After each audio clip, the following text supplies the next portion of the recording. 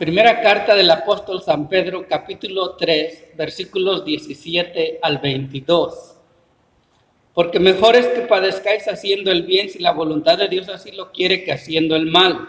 Porque también Cristo padeció una sola vez por los pecados, el justo por los injustos, para llevarnos a Dios, siendo a la verdad muerto en la carne, pero vivificado en espíritu, en el cual también fue y predicó a los espíritus encarcelados, los que en otro tiempo desobedecieron, cuando una vez esperaba la paciencia de Dios en los días de Noé, mientras se preparaba el arca, en la cual pocas personas, es decir, 8, fueron salvadas por agua. El bautismo que corresponde a esta hora nos salva, no quitando las inmundicias de la carne, sino como la aspiración de una buena conciencia hacia Dios, por la resurrección de Jesucristo, quien habiendo subido al cielo está a la diestra de Dios, y a él están sujetos ángeles, autoridades y potestades. Salvados a través del agua es el título de este sermón. El padecimiento injusto de nuestro Señor Jesucristo logró el gran propósito de Dios, que era redimir a su pueblo. Jesucristo era perfectamente justo y murió por personas injustas. El ejemplo perfecto de nuestro Señor Jesucristo de padecer de esta manera y a través de ello lograr el propósito salvador de Dios debe de brindarnos la seguridad de que Él cumplirá sus propósitos aún en medio de nuestro sufrimiento. Así que, hermanos, cuando sufrimos por hacer el bien, estamos ante una señal de la recompensa futura y de la identificación con Cristo de que sufrió por hacer el bien. Los cristianos podemos experimentar el sufrimiento y de hecho sufrimos, pero debemos de recordar que ninguna situación escapa a la soberanía de Dios y Él siempre quiere nuestro bien. Por lo tanto, hermanos, nosotros debemos de estar confiados en que Dios tiene todo bajo control. El apóstol San Pedro nos dice, hermanos, que sus lectores atraviesan por tiempos muy difíciles. Él lo sabe y por ello exhorta a que soporten sus pruebas con paciencia y a esperar en el Señor que los librará. Lo hace recordándoles que debido a que son elegidos por Dios y que son lavados o que han sido lavados con la sangre de nuestro Señor Jesucristo, ahora son herederos de una herencia celestial y por lo tanto deben de seguir adelante.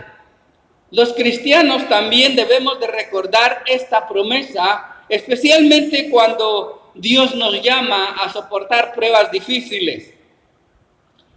La cruz y la corona preceden, hermanos, a la resurrección y a la gloriosa entrada a la presencia de Dios. Pedro recurre al relato de Noé para ilustrar su punto acerca de la capacidad de Dios para liberar a su pueblo de un aparente desastre. La Biblia dice, hermanos, que Noé fue liberado del diluvio por Dios, o del diluvio que Dios trajo en aquellos días y sobre aquella gente incrédula. Dios le dijo a Noé que obedeciera su mandato de construir el arca y que no devolviera el mal que estos hombres hacían con él. Y es por eso que ahora Pedro usa este evento histórico y lo conecta, hermanos, además lo conecta con el bautismo cristiano para afirmar que así como Dios liberó a Noé y a su familia a través de las aguas del juicio, también salva a los cristianos a través de las aguas del bautismo. Más adelante hablaremos de lo que eso significa exactamente. Por ahora solamente notemos que el mismo evento que salvó a Noé y a su familia fue el mismo que trajo juicio sobre aquellos que se burlaban de él por confiar en la promesa de Dios. La razón por la que Pedro recuerda el relato de Noé es simplemente para recordar a los cristianos perseguidos de Asia Menor que Dios sabe cómo salvar a su pueblo, incluso en los momentos más difíciles o en los momentos de un aparente desastre. Una cosa es hacer una promesa y otra muy diferente tener el poder para llevarlo a cabo o para cumplirlo. Si la promesa de Dios a Noé se cumplió, entonces los cristianos de la diáspora deberían de sentirse muy animados al recordar que Dios tiene el poder para salvarlos. Así que en los momentos de prueba, hermanos, Pedro nos instruye a mirar a las promesas de Dios porque ellas nos recuerdan que Él tiene el poder para librarnos sin importar cuáles sean nuestras circunstancias. Veamos, hermanos, en primer lugar, que los sufrimientos en la vida de Jesucristo nos recuerdan que Dios a menudo tiene propósitos mayores en el sufrimiento. En el versículo 18 dice, porque también Cristo padeció una sola vez por los pecados. Después de haber dicho que si los cristianos sufren, Pedro nos ordena a recordar que también Cristo sufrió. El sufrimiento nunca es la última palabra para el pueblo de Dios, porque fue a través del sufrimiento que nuestro Señor Jesucristo derrotó al diablo. Los llamados a sufrir deberíamos de ver en la cruz de Cristo la ira de Dios derramada sobre el pecado de la humanidad. Jesucristo sufrió, hermanos, una sola vez por el pecado. Eso es lo que dice el versículo 18. Su muerte fue la palabra final de Dios sobre la culpa y sobre el pecado. El que sufre no debe temer que este sufrimiento sea porque Dios lo está castigando por su pecado, porque Jesucristo ya ha sufrido por ello. Pero en la soberanía de Dios nosotros vemos, hermanos, que el sufrimiento a menudo es el medio de la victoria. Así es como vemos, hermanos, que el sufrimiento fue el camino hacia la exaltación de Cristo, y también el sufrimiento es el preludio de la gloria para todos los creyentes. Cualquier sufrimiento que nosotros podamos sufrir, hermanos, no se compara a la gloriosa promesa que Dios nos ha hecho de vivir por la eternidad. Además, la Biblia también afirma que el Señor al que ama disciplina y que azota a todo aquel que recibe por hijo. Pedro también agrega que Cristo padeció por los pecados una sola vez, el justo por los injustos, en el versículo 18. Esta fórmula, hermanos, era muy conocida en las ofrendas que se presentaban en el Antiguo Testamento. Por ejemplo, en el libro de Levíticos capítulo 5, versículo 5 leemos: cuando pecare en alguna de estas cosas, confesará aquello en que pecó, y para su expiación traerá a Jehová por su pecado que cometió una hembra de los rebaños, una cordera o una ofrenda o una cabra como ofrenda de expiación, y el sacerdote le hará expiación por su pecado. El Nuevo Testamento enseña la misma cosa. Por ejemplo, en 1 Corintios 15:3, el apóstol Pablo dice: porque primeramente os he enseñado lo que asimismo recibí, que Cristo murió por nuestros pecados. Es la fórmula de la expiación sustitutoria en la que la víctima que muere lo hace por los pecados de otra persona o de otro. Pedro usa esta fórmula tradicional para afirmar que cuando Cristo sufrió era inocente y aún así decidió sufrir por los pecados de otros. Este pasaje, hermanos, tiene la intención de recordarles a aquellos que sufren que el sufrimiento de Cristo fue a favor de su pueblo. Su muerte nos salva de nuestros pecados. Las palabras de Pedro se ven influidas por el contexto del profeta Isaías, en donde él escribe en el capítulo 53, versículo 11: por su conocimiento justificará mi siervo justo a muchos y llevará las iniquidades de ellos. Es decir, que Jesucristo murió por el bien de los injustos. Esta es la enseñanza bíblica. El conocimiento de esta verdad demuestra al que sufre que puede estar seguro de que su sufrimiento no proviene de la ira retributiva de Dios. Y también que los sufrimientos de Jesucristo son el medio por el cual nos lleva a Dios. El versículo 18. El justo por los injustos para llevarnos a Dios. El propio sufrimiento de Cristo en la cruz fue seguido por su resurrección y su ascensión. La muerte de Jesucristo nos abre el camino a Dios, porque cuando el justo muere por los injustos, la ira de Dios se desvía y la culpa del pecado es quitada. Jesucristo, hermanos, murió para poder romper esa barrera que separaba a la humanidad de Dios. Es como si Él nos tomara de la mano y nos llevase a través del territorio enemigo hasta la presencia del Padre. La cláusula final del versículo 18, donde dice: siendo muerto en la carne, pero vivificado en el Espíritu, está estrechamente relacionada con las cláusulas que siguen en los versículos 19 y 20. Ahí leemos: en el cual también fue y predicó a los espíritus encarcelados, los que en otro tiempo desobedecieron, cuando una vez esperaba la paciencia de Dios en los días de Noé, mientras se preparaba el arca, en la cual pocas personas, es decir, 8, fueron salvadas por agua. Estos versículos, hermanos, son difíciles de interpretar y las especulaciones sobre lo que significan no tienen fin. De hecho, Martín Lutero dijo una vez que no estaba seguro en absoluto de qué estaba hablando Pedro.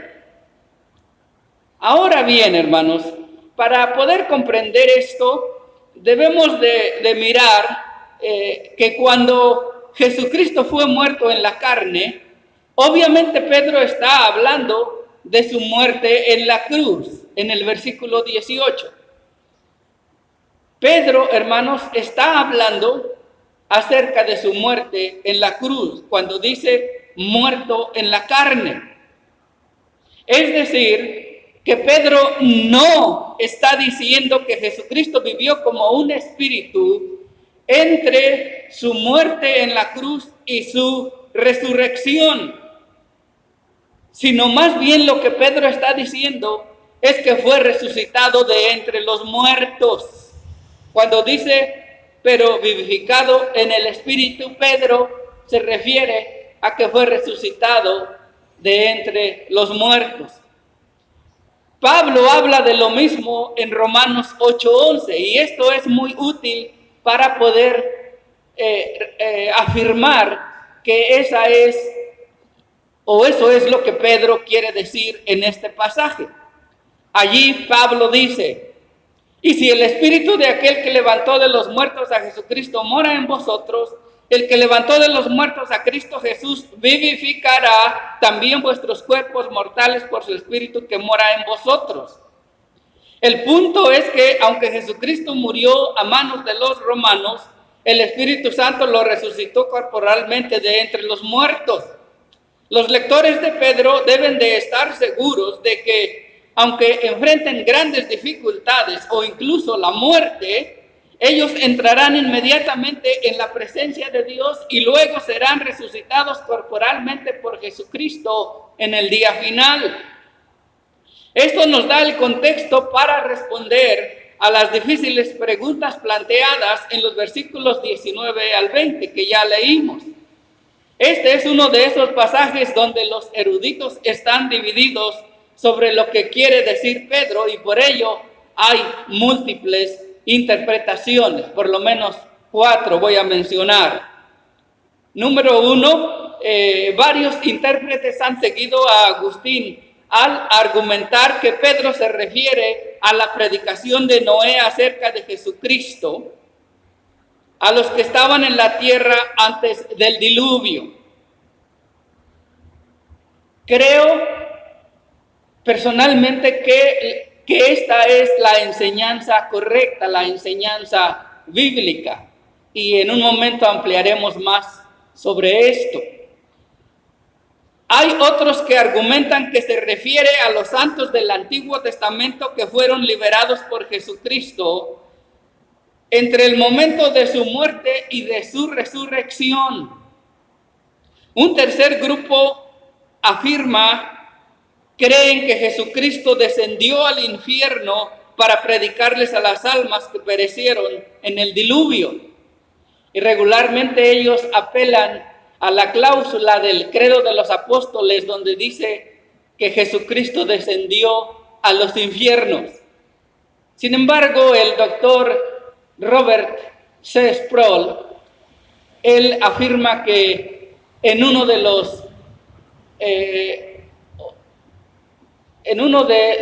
credos de los apóstoles o en una de la versión del credo de los apóstoles más antiguos, no aparece esta cláusula y por eso rechazamos esta interpretación. La mayoría de los comentaristas de hoy creen que se refiere a la proclamación de la victoria de Cristo sobre los ángeles caídos, que fueron encarcelados porque pecaron al tener relaciones sexuales con mujeres, según Génesis 6. Pero este punto de vista resta importancia al énfasis de Pedro sobre la predicación de Noé e implica la noción improbable de que los ángeles y los seres humanos podrían procrear. Además, desconecta la importancia de Noé con el punto general de Pedro y mueve la predicación mencionada por él a un punto entre la muerte y la resurrección de Cristo y no a los días de Noé, tal como lo implica el pasaje. Por lo tanto, también desechamos esta interpretación. La interpretación del teólogo y erudito del Antiguo Testamento, el doctor Meredith G. Kline, de este pasaje es muy útil, especialmente a la luz del versículo 22, donde Pedro conecta específicamente la predicación que tiene lugar con los días de Noé y no con la predicación de Jesucristo entre su muerte y su resurrección. El doctor Meredith G. Kline tiene un punto de vista similar al de Agustín en el sentido de que Noé realizó la predicación profética como la boca del Espíritu de Cristo. Esto es lo que afirma el doctor Kline. Noé realizó la predicación profética como la boca del Espíritu de Cristo.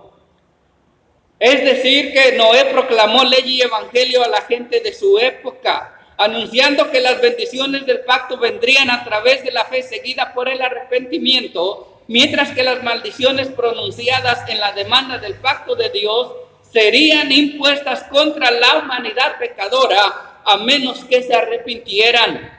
Dicho de manera sencilla, fue Noé quien predicó por el Espíritu de Jesucristo que Dios salvaría a todos aquellos que por la fe se arrepintieran, pero que también castigaría a quienes no lo hicieran con la muerte en el diluvio.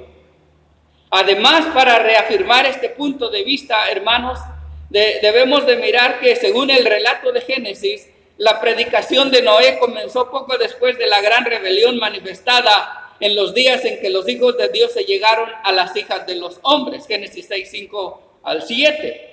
En estos versículos Dios anuncia la inminente destrucción de la humanidad, con excepción de Noé y su familia, que verdaderamente fueron elegidos y exiliados en aquella tierra.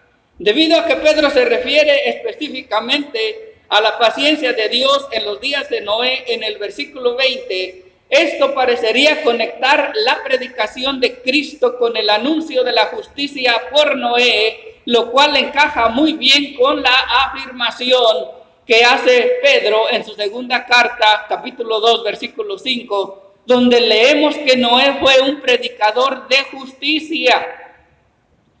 Él anunciaba el juicio venidero y llamaba al arrepentimiento.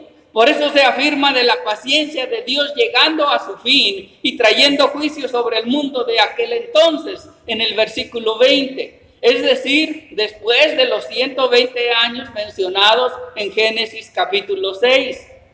Esto indica que los espíritus encarcelados son los hombres que vivieron bajo la amenaza de la maldición del pacto durante 120 años que datan desde el tiempo de los hijos de Dios, Génesis 6:3, hasta que Dios cerró la puerta del arca y comenzó la lluvia. Además, hermanos, la Biblia enseña que desde la caída de Adán, toda la humanidad está muerta en sus delitos y pecados y condenada al infierno.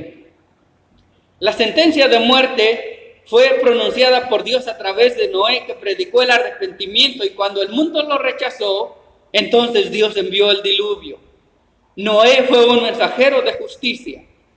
El contenido de su predicación fueron las bendiciones del pacto y las maldiciones asociadas con la advertencia del juicio inminente. Por lo tanto, no debemos de permitir, hermanos, especulaciones sobre lo que Pedro quiere decir. Él usa el ejemplo de cómo Noé fue rescatado por Dios de aquellos hombres malvados por predicar el mensaje de salvación. Y lo hace para enseñarle a sus lectores que estaban sufriendo que Dios también haría lo mismo con ellos.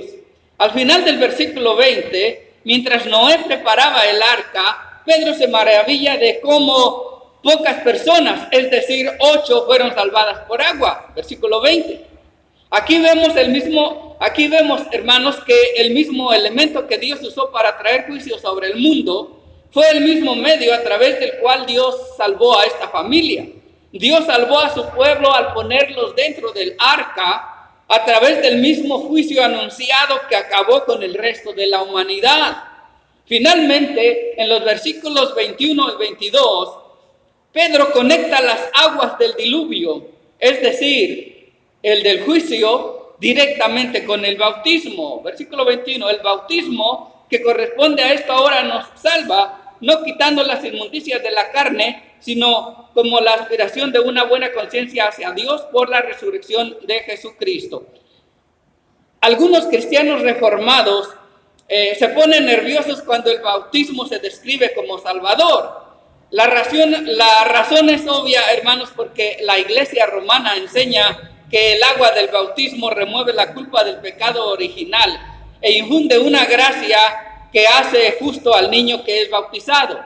Es decir, que esta gracia supuestamente impartida a través del bautismo convierte al pecador en una persona verdaderamente justa. Además, también hay grupos que enseñan que el bautismo es necesario para ser salvos, pero la Biblia rechaza esta idea, rechaza la idea de que el bautismo sea una obra salvadora. También rechaza que el acto del bautismo regenera a la persona.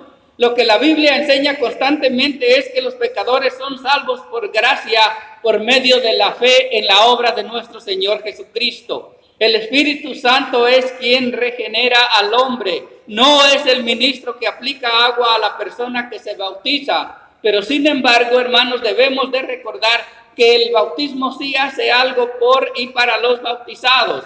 Pedro dice que no es que las aguas del bautismo quiten la suciedad de nuestro cuerpo haciéndonos limpios, sino que el bautismo está ligado a una prenda de una buena conciencia y por lo tanto a la salvación del pueblo de Dios de la maldición del pacto que vendrá sobre la tierra. Versículo 21, eso es lo que ya leímos.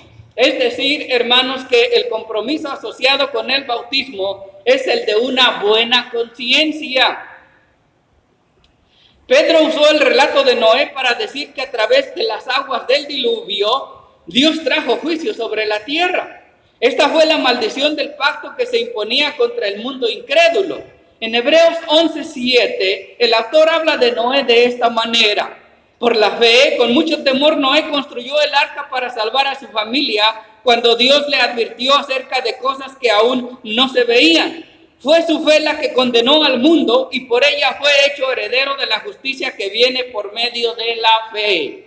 Esto significa, hermanos, que cuando Noé entró en el arca con su familia, la promesa de una buena conciencia, él creyó en la promesa de Dios y entonces él y su familia fueron hechos herederos de la justicia que viene por la fe. Y por medio de esa fe fueron salvados del juicio de Dios. Es decir, Dios hizo una promesa. Noé creyó. Luego ratificó esa promesa, una promesa de buena conciencia. Construyó el arca, recogió los animales, esperó a que Dios cerrara la puerta y a que Dios enviara el diluvio. Dios prometió, Noé creyó y actuó, que es la promesa de una buena conciencia. Ahora bien, la palabra de aliento de Pedro es que así como Noé creyó, entró en el arca y fue salvado por las mismas aguas que destruyeron la tierra, así también los cristianos que creen en la promesa de Dios ratifican esa promesa a través del bautismo. Los votos bautismales son en cierto sentido la promesa de una buena conciencia, de confiar en que somos el pueblo de Dios, que se salvará del juicio que ha de sobrevenir sobre todo el mundo. Esto es muy parecido a la declaración de Pablo en Romanos 6. Allí Pablo afirma que ser bautizados es ser sepultados con Cristo en la prueba de su muerte y luego ser resucitados a una vida nueva con Cristo en su resurrección. La muerte y resurrección de Cristo nos salva de la muerte y nos da vida. El bautismo entonces es la señal visible de lo que Jesucristo nos da a través de la fe en su promesa por el poder del Espíritu Santo.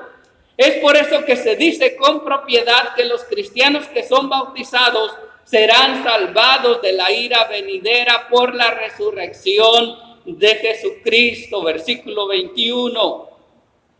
El bautismo salva en el sentido de que los que son bautizados tienen la señal y el sello externo, la palabra visible de que serán salvados de la muerte y del sepulcro por la resurrección de Jesucristo. Aquellos que se someten a sí mismos y a sus hijos a Dios en el bautismo confían en que serán salvos del juicio que vendrá sobre los que nos persiguen. Pedro también promete algo más a los bautizados. En el versículo 22 dice que el mismo Jesucristo que resucitó ha subido al cielo y está a la diestra de Dios. Así que por la resurrección de nuestro Señor Jesucristo, Él ha vencido a la muerte. Él ha ascendido a la diestra de Dios Padre y ahora todas las autoridades están sujetas a Él. Por lo tanto, nosotros debemos de aprender a confiar en la soberanía de Dios cuando pasamos por momentos difíciles, cuando pasamos por sufrimiento. Debemos de confiar en la soberanía de Dios. Además, debemos también de mirar, hermanos, de aprender a mirar a la cruz. Y debemos de aprender a mirar la tumba vacía y las aguas del bautismo como la prueba de que hemos sido justificados y de que ahora ya no hay ninguna condenación para los que están en Cristo Jesús. Amén.